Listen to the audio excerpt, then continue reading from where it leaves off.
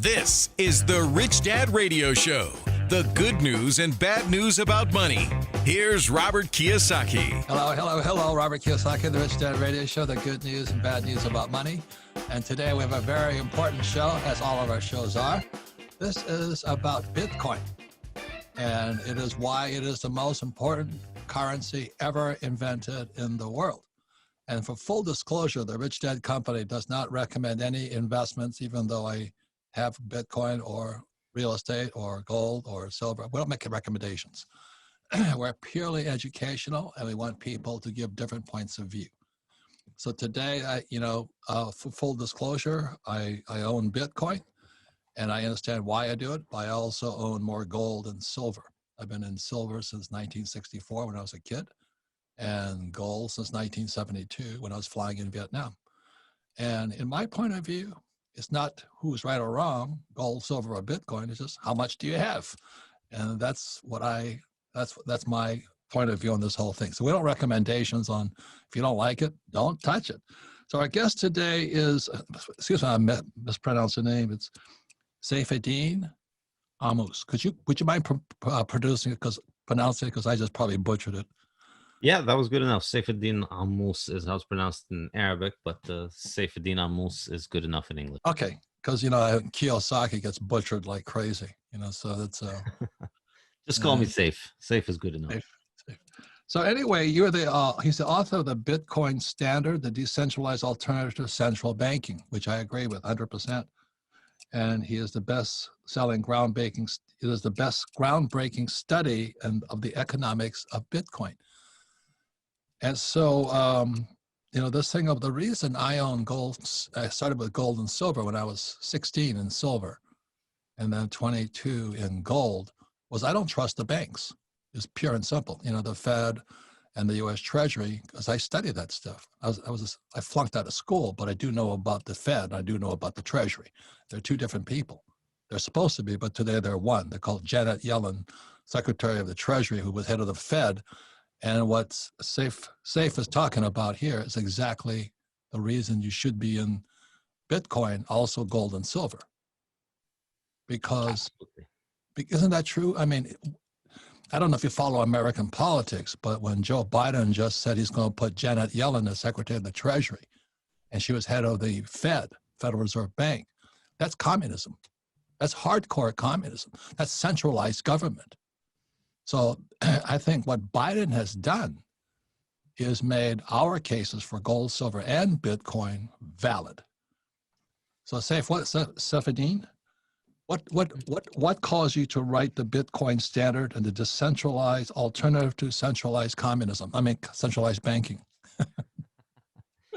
I think that's a very astute observation. If you think economically, what really was the beating heart of the communist, I should say the dead heart of the dead communist economy corpse, was the Gosbank, the communist bank, which essentially was one bank in the Soviet Union, and everybody had an account at the Gosbank. And it seems that the US and other countries seem to be headed in that direction. And it's not, I don't think the Biden victory is necessarily what's taking us there. It may be accelerating the process, but I think the process of heading in that direction of everybody getting their bank in their central bank, getting their account at the central bank is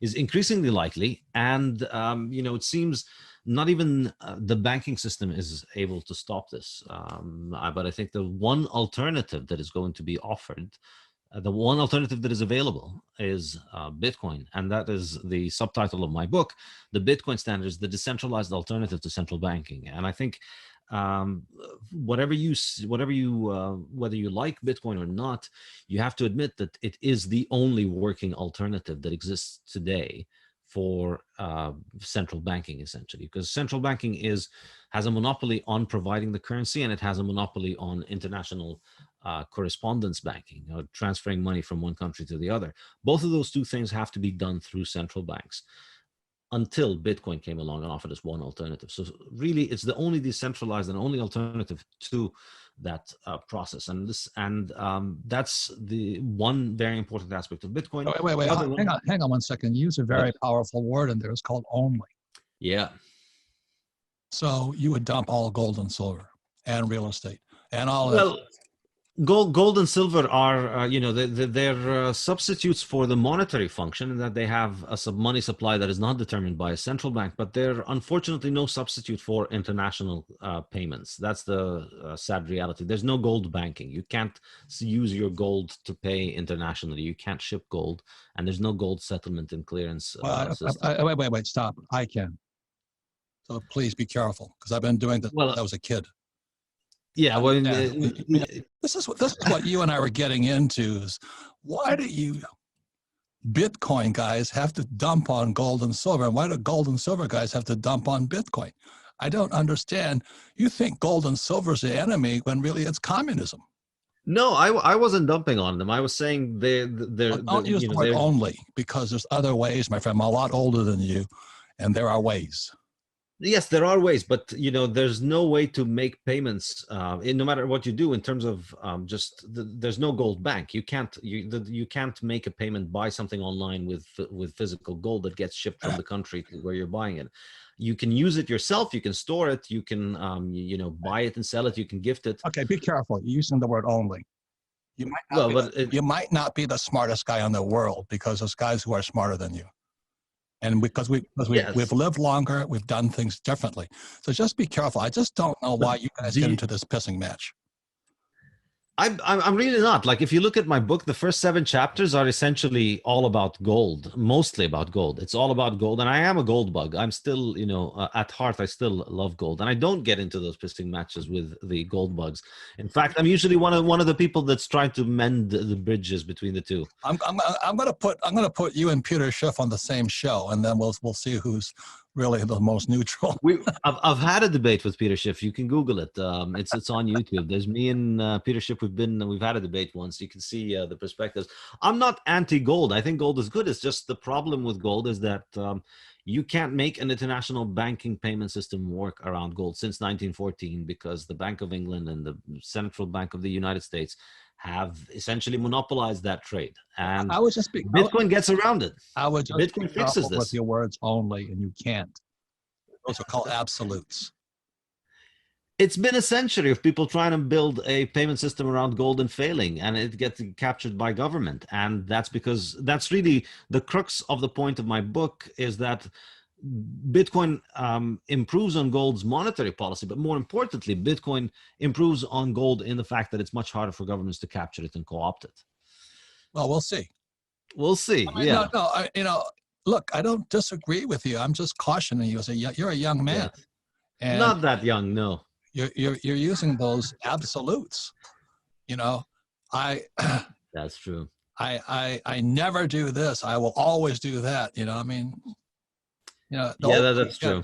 Because you're a human being, and as an old guy, what we know is your opinion can fail, but the markets never do. And in the future, we'll find out if you're right or not. But right now, just be careful. That's like Jim Rogers. He's a friend of mine for years and years and years, and he's hiding in Singapore. Now, when I ask him why he's hiding there, he has his reasons. That's why. But he doesn't make me wrong for living in Arizona. He lives in Singapore.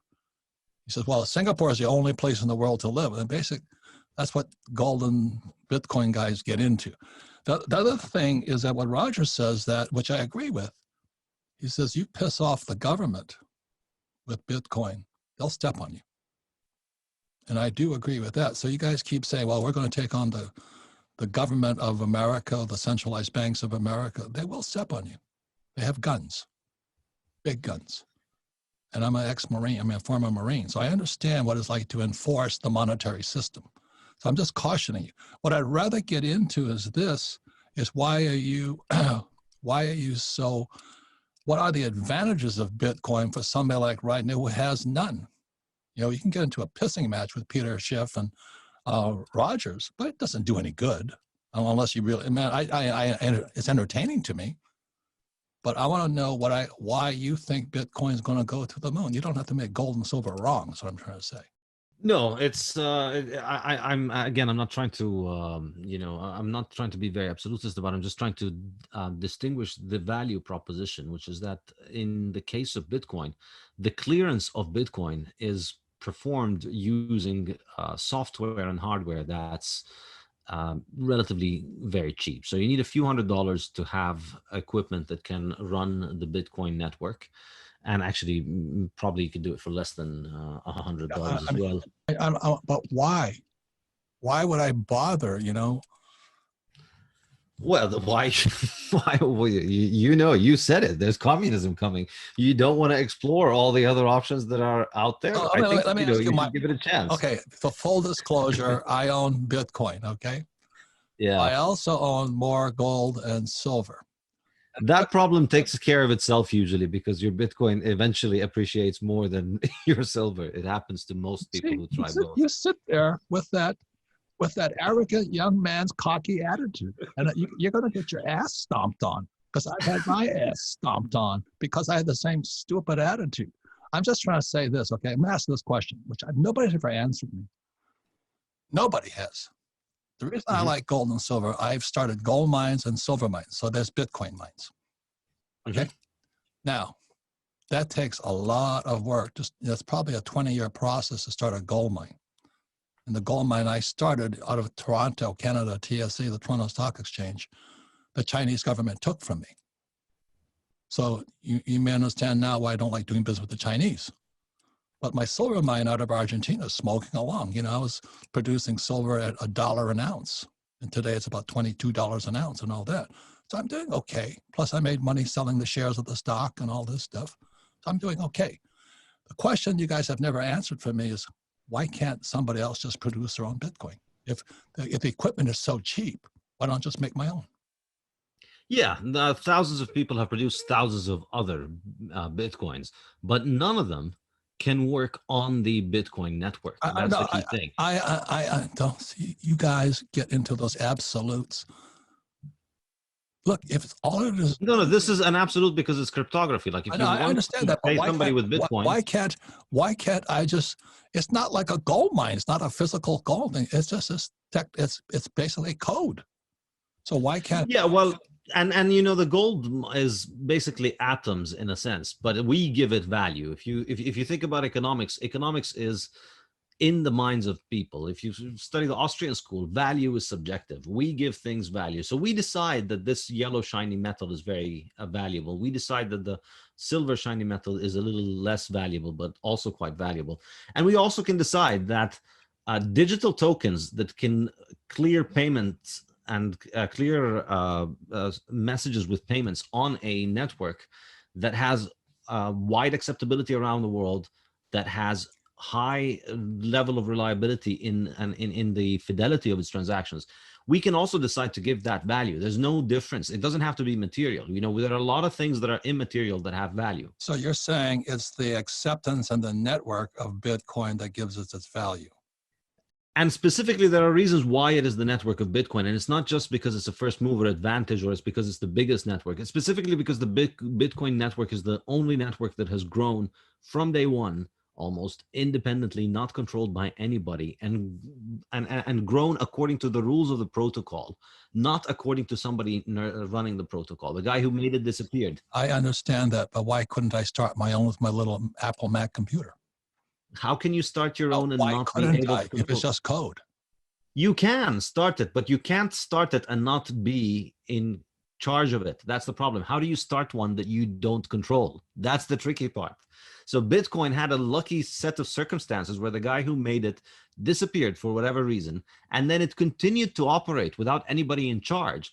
And the protocol continued to grow, and all the people who tried to take control of it have failed repeatedly, which suggests that there's a lot of inertia and a lot of sclerosis in the network, which means that the main consensus parameters of the network should be around for a while. So I just heard there's a guy in Tahiti who has a Mhm. better Bitcoin. Yeah, good for him. There are people who in the 90s claimed to have a better internet. And They don't have gold in Tahiti, but they have Apple computers. yeah, well, No. Hey, Saif, I really am asking my questions to you because Look, I have traveled the world looking for gold and silver. I was in Peru and I was standing at 14,000 feet. The mine was up at 17,000 feet. And I'm standing there and there's little holes in the ground going up the mountain. And I'm standing there talking to the mining engineer, he's a Canadian mining engineer. I said, what are those little holes? He says, there are little mines. I said, when? He says, probably 500 years ago. And I said, so you mean the Inca or the Peruvians or the Indians were looking for gold way back then? There were miners back then, before there was internet, before there was television, before there was airline travel, before there were ships, before the Spaniards came. But they intuitively knew about gold.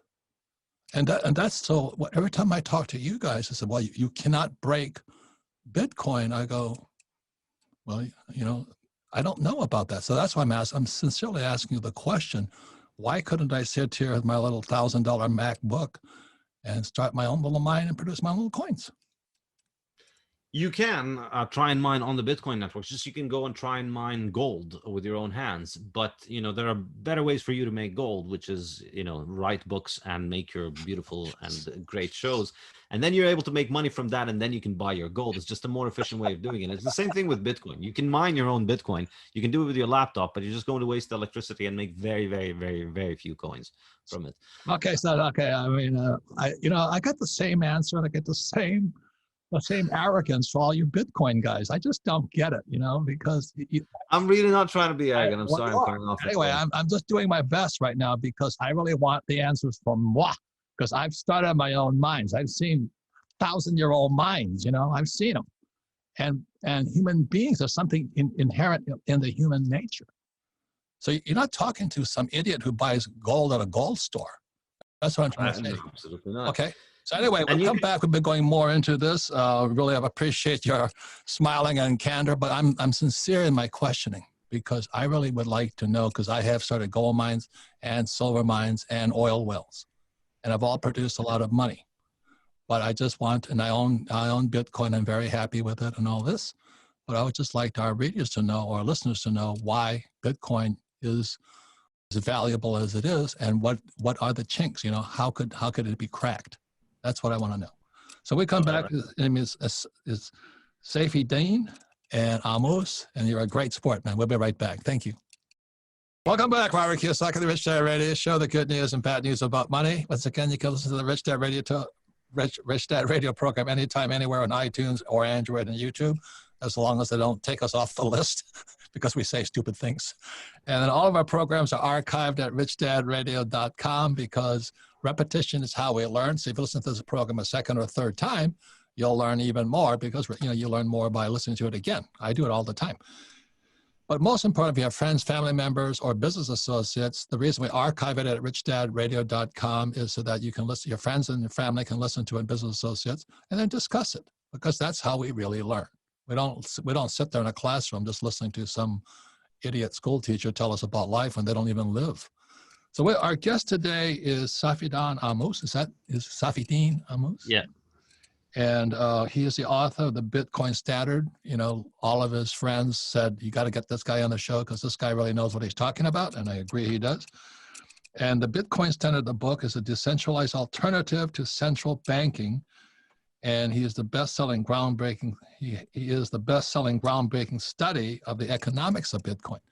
So we just got into pissing on each other's legs with, like Peter Schiff does and all these guys do. I just don't understand it. But why gold sucks and why silver sucks and all this. I just want to know about Bitcoin. And we're talking about it because you call them shitcoins. And so describe in precise economic terms, what is a shitcoin?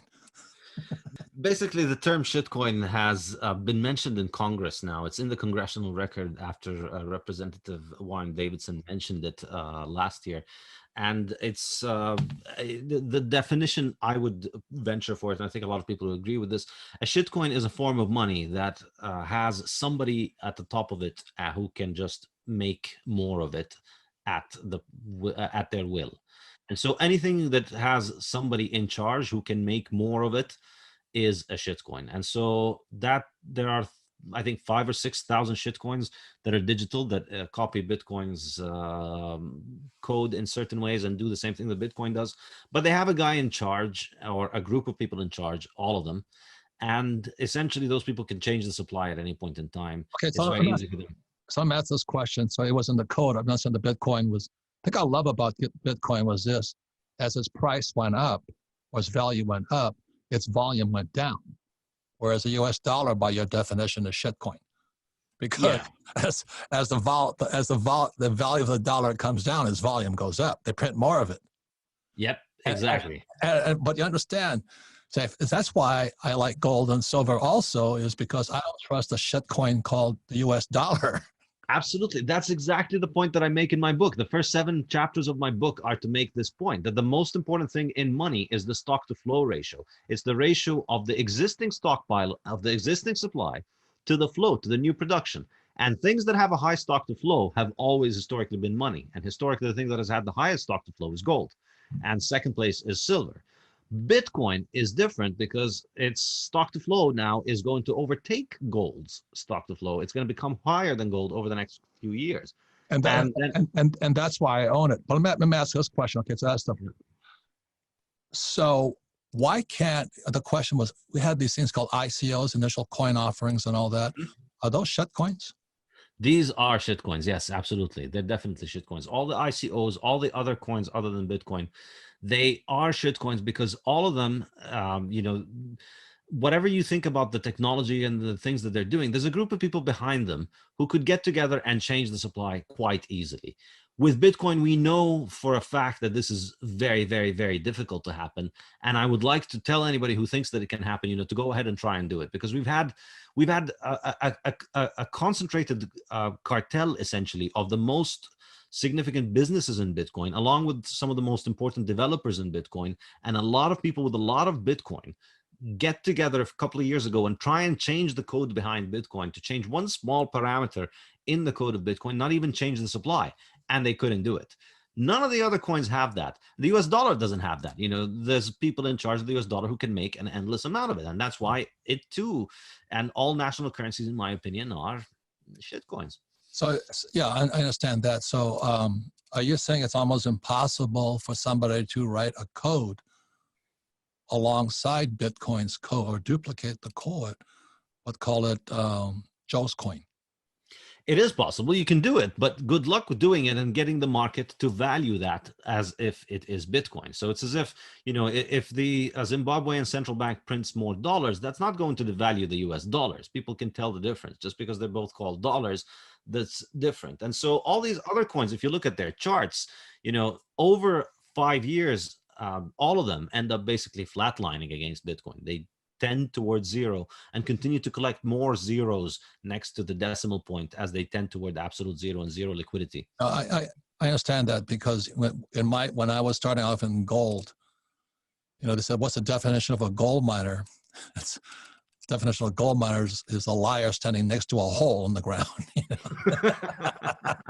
So I understand, you know, there was a lot of fakes out there. And the reason I love Bitcoin and all this is because I think the dollar is criminal, what they're doing. The centralized bank, you know, the Fed and the Treasury, they just keep printing more of it to solve our problems.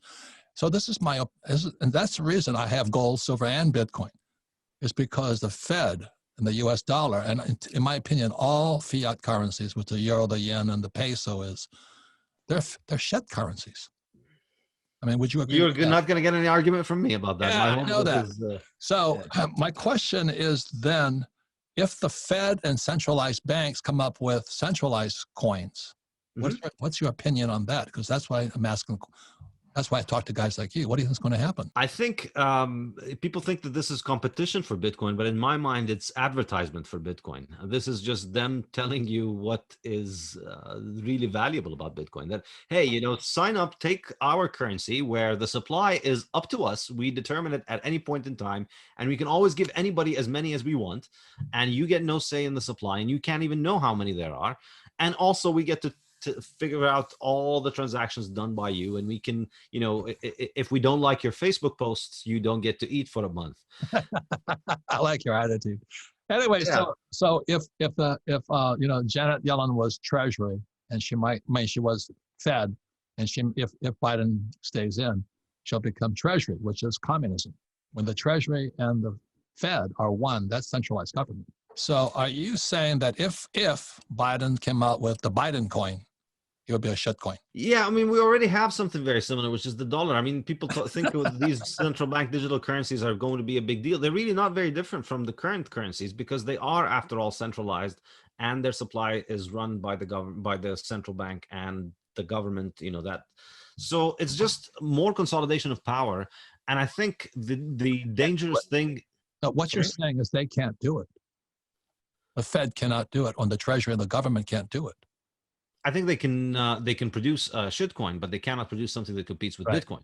Right. They can't because the whole point of having a central bank is that you want to control the money supply and you want to give the government control over payment clearance.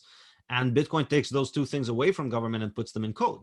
Bitcoin is just using software to replace all of that stuff. And so if you use software to replace that, it's just a far more efficient way of doing it. And that's ultimately why I remain optimistic about Bitcoin, because it's not a competitor. It's not a company that's out there saying, hey, we're going to put the US government's central bank out of business and offer software solution instead of it. It's not Uber. There's no CEO.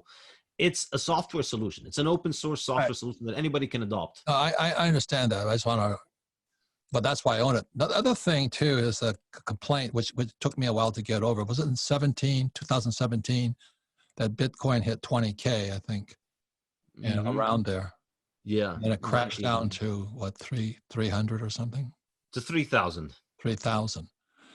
And then when I talk to guys like Raoul Pal and all that, other guys who know about the Bitcoin phenomenon, they say what happened in 2017 was there was no money behind Bitcoin.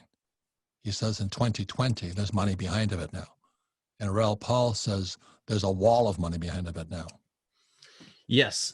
And also, Robert, you're a mining guy, so you should, you'll appreciate this. The Bitcoin supply, the mining of Bitcoin currently happens at a rate of 900 coins a day.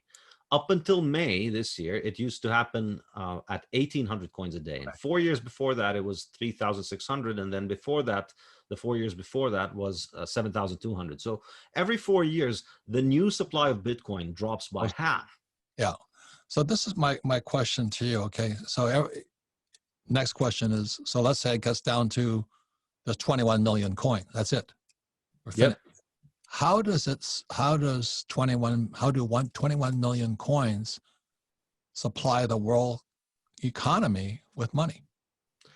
It's not a problem. There's the supply of money does not matter. Money is what matters is its purchasing power, and you can fit infinite purchasing power into each Bitcoin. So each Bitcoin is divisible into 100 million Satoshis. And the way that Bitcoin solves this problem is the same way that Bitcoin scales, is the same way that Bitcoin can take on more value. It's what we like to call the number go up technology. As the price of Bitcoin rises, the volume of Bitcoin trades rises, and the amount of money that Bitcoin holds rises, and the value of each Satoshi rises, and it becomes a bigger market. You don't need more money. You don't need inflation. You don't need the supply to increase. In fact, so let me ask this question, okay? Because this is where I'm really stupid on this whole thing. So let's say Bitcoin hits 100,000, which Max Kaiser says it will next week or something. How does a person making $15 an hour afford $100,000 Bitcoin? You don't need a whole Bitcoin. There's only 21 million. The vast majority of people would never get to own one whole Bitcoin. So you can slice and dice a Bitcoin just like the dollar slices and dices down to a penny? Yes, but a Bitcoin is sliced down, a dollar is 100 pennies. A Bitcoin is 100 million Satoshis. So we can keep slicing down, in several years, it's just going to be unheard of for most people to think about owning a whole Bitcoin. Because a whole Bitcoin will be something like, think about the 400-ounce gold bar. That's what one Bitcoin is like. So you don't have to own a whole one in order to use gold. You can buy a tiny little gold coin. Right. So anyway, this is making a little bit more sense. And the other thing I heard, because that's why I want to clear with you, because I just hear, I'm constantly on YouTube listening to all you whack jobs who are Bitcoin fanatics out there. No, I like it. And then I have to listen to Schiff in my other ear. You know what I mean? It's just entertainment to me. but I still buy the crap out of it, and somewhere along the line, I don't really, I make enough money. I don't really care. I just get richer and richer and richer. I sit there going, what the hell is going to happen? You guys are going to change the world if you can really solve this problem of fake money. I wrote a book called Fake Money, Fake Teachers, Fake Assets. And Yes, that's the reason I own silver and gold and now absolutely. Bitcoin. Okay. Actually, my next book, which I'm working on right now, which you can subscribe to if you go to my website, saifedean.com, is called The Fiat Standard. It is the sequel to the Bitcoin Standard, and it's about essentially that, the fiat world, the world of fiat food, which is fake food, fiat family, fiat everything. The fake money just creates a fake world around it because it allows the people who create new money from nowhere to bestow economic value on things that are worthless, and that just disturbs the entire process of economic calculation and economic planning for everybody else. Good. So this is my question to you. Okay, one of the reasons I don't like gold and silver ETFs, they're fake.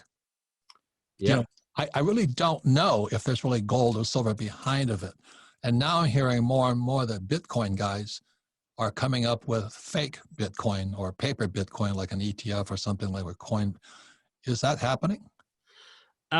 Potentially. I mean, I don't know of any particular, so I can't really say it is happening, but I would assume it might be happening somewhere or the other. However, Bitcoin really is a verification technology. If you want to understand what Bitcoin does, it's just a process of meticulous, astoundingly complicated verification where everybody's verifying everything. Yeah, specifically verification. So the way that you join the network is that you verify what everybody else is doing. Every 10 minutes, everyone checks everybody else's balances, and everybody checks to make sure that all the coins are in order and that the ownership is with the person who, or with the address that that should have them. So you're constantly verifying the supply. Anytime you go on the Bitcoin network, you can check exactly how many coins there are, and you can find out where and how they're distributed.